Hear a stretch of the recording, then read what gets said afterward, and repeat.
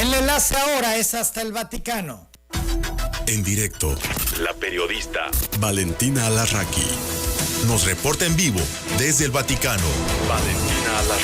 Valentina Alarraqui, corresponsal de telereportaje desde el Vaticano. Siempre es un gusto saludarte, Valentina. ¿Cómo estás? Muy buenos días. Muy buenos días, ¿cómo están? Bien, pues con mucha actividad allá en el Vaticano, y es que Acutis y Frassati fueron canonizados. Si te pareces, le presentamos la siguiente nota. Claro que sí. El Papa León XIV declaró santos a los jóvenes Pier Giorgio Frassati y Carlo Acutis este domingo, luego de haber sido pospuesta su canonización, tras la muerte de Francisco, siendo estas las primeras glorificaciones de su pontificado. Desde la Plaza de San Pedro, el vicario de Cristo ofreció la ceremonia solemne, donde se expusieron las reliquias de los nuevos santos. En el caso de Acutis, fue un fragmento de su corazón, una parte de su jersey que solía usar durante sus excursiones a la montaña. Luego de darse a conocer la biografía de los recién canonizados y frente a más de 70,000 feligreses, entre ellos los padres de Acutis, Andrés y Antonia, los gemelos Michele y Francesca, el sumo pontífice pronunció la fórmula de santificación. Ad honorem sanctet individue Trinitatis. En honor de la Santísima Trinidad, para exaltación de la fe católica y crecimiento de la vida cristiana, con la autoridad de nuestro Señor Jesucristo, de los santos apóstoles Pedro y Pablo y la nuestra, después de haber reflexionado largamente, invocando muchas veces la ayuda divina y oído el parecer de numerosos hermanos nuestros en el episcopado, declaramos y definimos santos a los beatos Pier Giorgio Frassati y Carlo Acutis, y los inscribimos en el libro de los santos y establecemos que en toda la iglesia sean devotamente honrados entre los santos. Durante la homilía, León XIV recordó que tanto Frassati como Acutis, un joven de principios del siglo XX y un adolescente de nuestros días respectivamente, fueron unos enamorados de Jesús, dispuestos a darlo todo por él, incluso cuando ambos cayeron enfermos. Ambos, Pier Giorgio y Carlo, cultivaron el amor a Dios y a los hermanos a través de medios sencillos, al alcance de todos: la Santa Misa diaria, la oración y especialmente la adoración eucarística. Carlo decía: cuando nos ponemos frente al sol nos bronceamos. Cuando nos ponemos ante Jesús en la Eucaristía nos convertimos en santos. Y también la tristeza es dirigir la mirada hacia uno mismo. La felicidad es dirigir la mirada hacia Dios. La conversión no es otra cosa que desviar la mirada desde abajo hacia lo alto. Basta un simple movimiento de ojos. El sucesor de San Pedro también rememoró frases de los nuevos santos, como la de Frassati, quien solía mencionar que el día de mi muerte será el día más bello de mi vida, mientras que Acutis decía que el cielo nos espera desde siempre.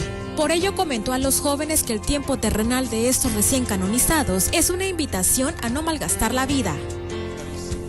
Queridos, los santos Pier Giorgio Frassati y Carlo Acutis son una invitación dirigida a todos nosotros, sobre todo a los jóvenes, a no malgastar la vida, sino a orientarla hacia lo alto y a hacer de ella una obra maestra.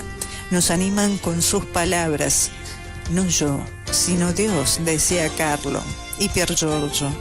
Si tienes a Dios como centro de todas tus acciones, entonces llegarás hasta el final. Esta es la fórmula sencilla, pero segura de su santidad. Y es también el testimonio que estamos llamados a imitar para disfrutar la vida al máximo e ir al encuentro del Señor en la fiesta del cielo. Cabe mencionar que previo a la misa de santificación que inició a las 10 horas tiempo de Roma, el Santo Padre sorprendió a los presentes en la Plaza de San Pedro con un saludo espontáneo y luego se detuvo a rezar unos segundos frente a las reliquias de Pier Giorgio Frassati y Carlo Acutis. 7 de la mañana, 39 minutos. Valentina, ¿qué momentos los vividos ayer en el Vaticano? La verdad, Manuel, yo creo que fue una de las canonizaciones más peculiares, singulares que me ha tocado vivir, porque había varios elementos que yo no había visto nunca. Por ejemplo, uno por todos, la presencia de la mamá del santo y de sus hermanos, de su papá.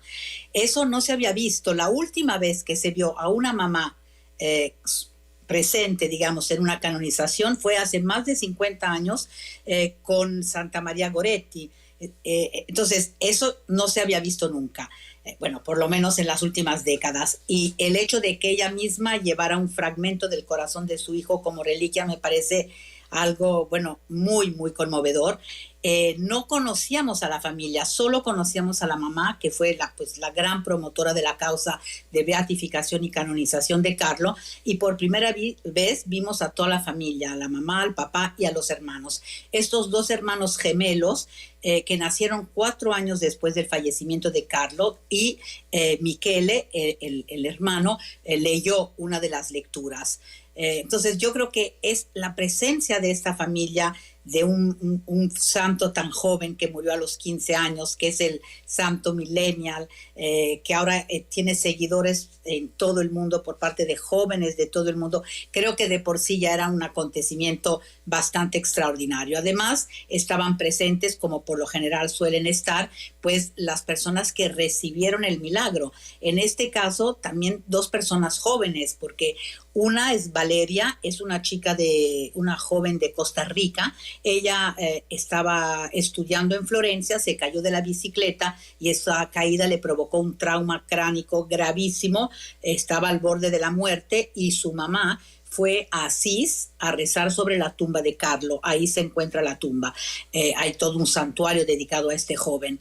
Y la muchacha se curó milagrosamente.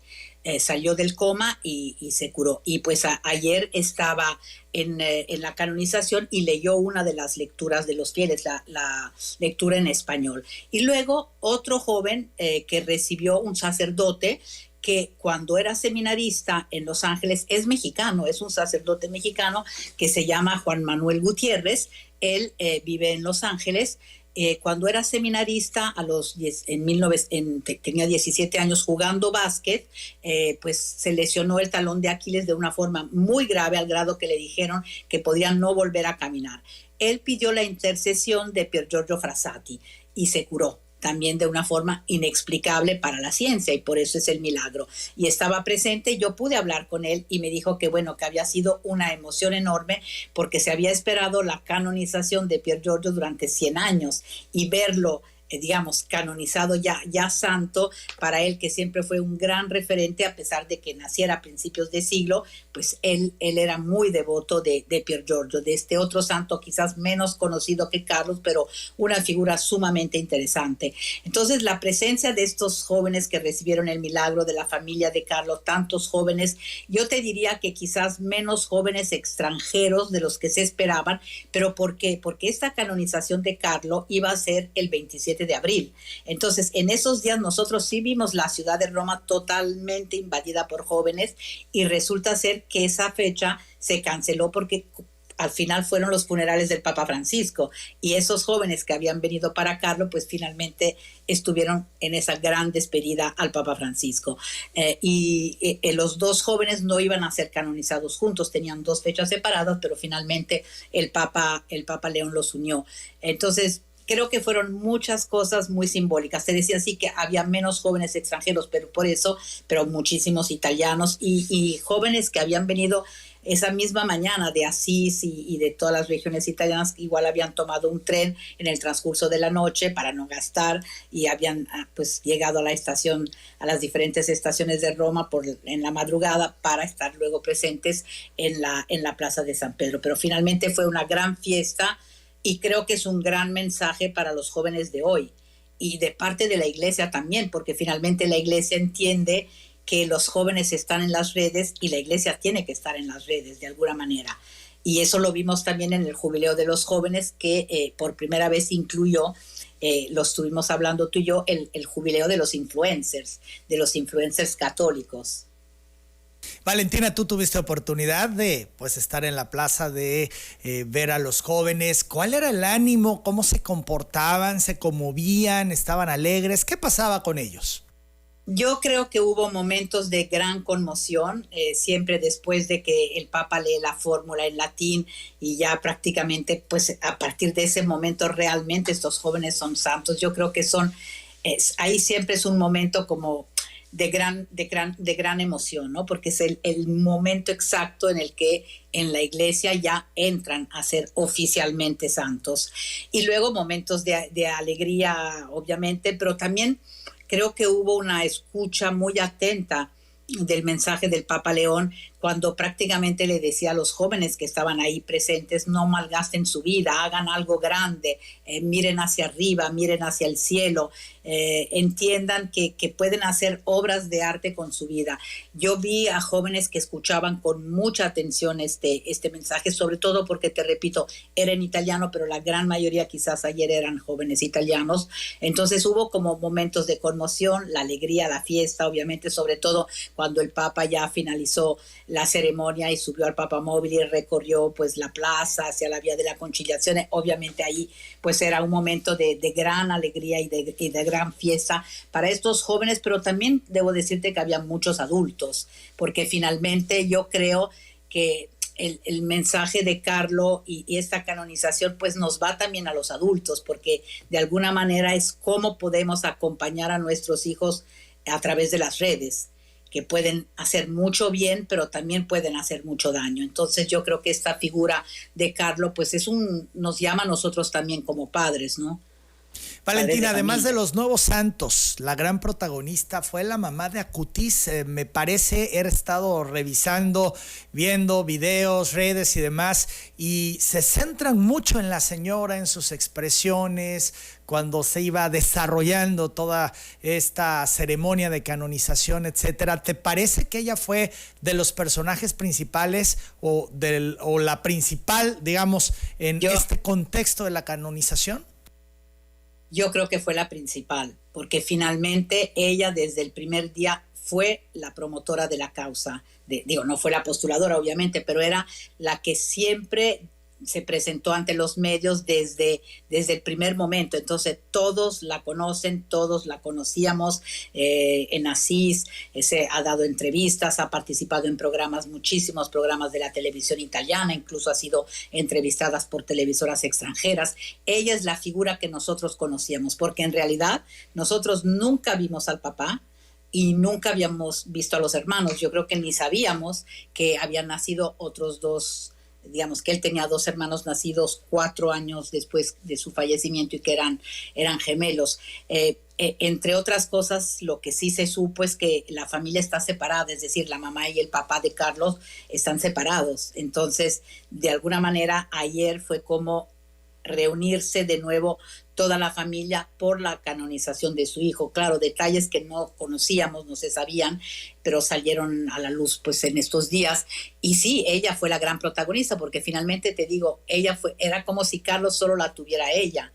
Y de hecho ella dijo algo, cuando yo la entrevisté el otro día, también estábamos hablando del milagro de la chica de Costa Rica, y ella me dijo, es que la mamá claro, se puso en la piel de la mamá de la joven tica y diciendo, es que ella lo único que podía hacer era rezar, porque para su hija no había nada que hacer. Y ella dijo una frase que yo creo que no está bien dicha, porque dijo, es que ella era hija única como yo y como Carlo. Claro, Carlo era hijo único hasta que falleció, efectivamente, pero ya sería hijo único porque hay otros 2 hermanos.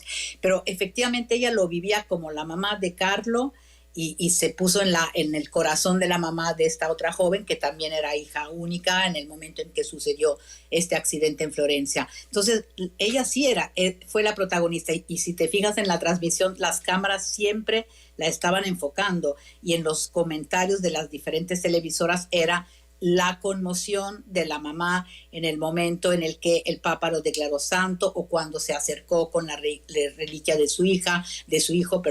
Entonces, claro, yo sí siento que ella fue, además de los dos jóvenes, la gran protagonista, porque además de parte de Pier Giorgio, solo había una sobrina de 96 años, que la vimos un momento subir al altar, pero tampoco nadie la conocía. En fin, no tuvo ningún tipo de rol protagónico, también teniendo en cuenta que Pier Giorgio es una figura mucho más lejana para los jóvenes de hoy. Obviamente nació a principios de siglo. Muy interesante figura porque pues murió a los 24 años. Lo que une a estos dos jóvenes son varias cosas, Emanuel. Los dos nacieron en familias ricas, pudientes. Pier Giorgio era el hijo de un director del diario La Stampa de Turín, que es hasta la fecha uno de los principales diarios con más prestigio aquí en Italia. Y Carlo también de una familia rica y vivía en Londres porque el trabajo de su papá era en Londres. Él nació ahí, pero los dos se volcaron de alguna manera, escucharon la llamada de Jesús y luego se dieron mucho con la gente pobre, con la gente con menos recursos, tanto el uno como el otro, y eso creo que de alguna manera los une, aunque Pier Giorgio luego estuvo en un partido político, en el Partido Popular, es decir, tuvo un compromiso político y social. Quería ser ingeniero minero porque quería estar cerca de los hombres de las minas, de los mineros, con esta atención hacia las personas que no tenían. Y el otro, pues Carlo fue un pequeño genio de la informática, y con esta web en la que difundió los milagros, los llamados milagros eucarísticos, y pues promover la fe para los jóvenes a través de las redes sociales. Claro, se distinguen por la época en la que nacieron, pero finalmente tienen como algunos puntos en común. Valentina, siempre muy interesante tu reporte. Gracias. Gracias a ti. Valentina Alasraqui. Valentina Alasraqui, corresponsal de Telereportaje, reportó desde el Vaticano.